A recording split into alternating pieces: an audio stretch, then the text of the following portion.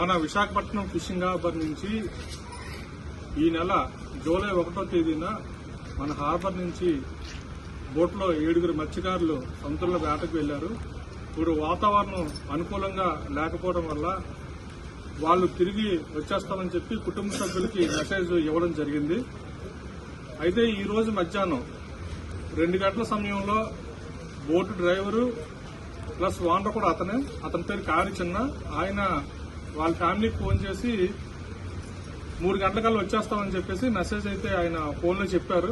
అలాగే బోట్లో ఉన్నటువంటి మిగతా మత్స్యకారులు కూడా, కళాశీలు కూడా వాళ్ళ తాలూకా ఫ్యామిలీస్ కి 3 గంటలకు వచ్చేస్తామని చెప్పి తెలియజేశారు. కానీ వాతావరణం అనుకూలించకపోవడమో ఏంటో తెలియదు. కానీ ఇప్పటి వరకు అయితే వాళ్ళు హార్బర్కి అయితే చేరుకోలేదు. ఎవరి ఫోన్లు కూడా పనిచేయటం లేదు, అన్ని ఫోన్లు కూడా స్విచ్ ఆఫ్ అని వస్తున్నాయి. ఇంత ఇబ్బందికరమైన పరిస్థితి ఇక్కడ ఉంది. ఫ్యామిలీస్ అందరూ కూడా చాలా ఆందోళనతో ఉన్నారు. ఇప్పుడు టైం చూస్తే దాదాపుగా 11 అవుతుంది. ఇప్పటి వరకు అయితే వాళ్ళ కోసం ఎటువంటి సమాచారం కూడా లేదు. నాకు విషయం తెలిసిన తర్వాత జిల్లా కలెక్టర్ గారికి మెసేజ్ ఇవ్వడం జరిగింది. అలాగే కోస్ట్ గార్డ్ కి మెసేజ్ ఇవ్వమని చెప్పి ఫిషరీస్ డిపార్ట్మెంట్ కి, అలాగే మెరైన్ డిపార్ట్మెంట్ కి కూడా మెసేజ్ ఇవ్వడం జరిగింది.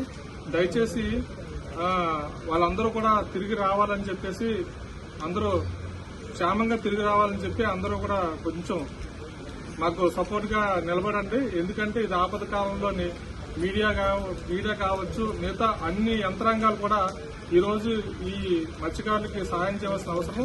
Boat number IND-AP MM-B583 boat number. ఈ బోట్లోని 1వ తేదీన వేటకు వెళ్లారు.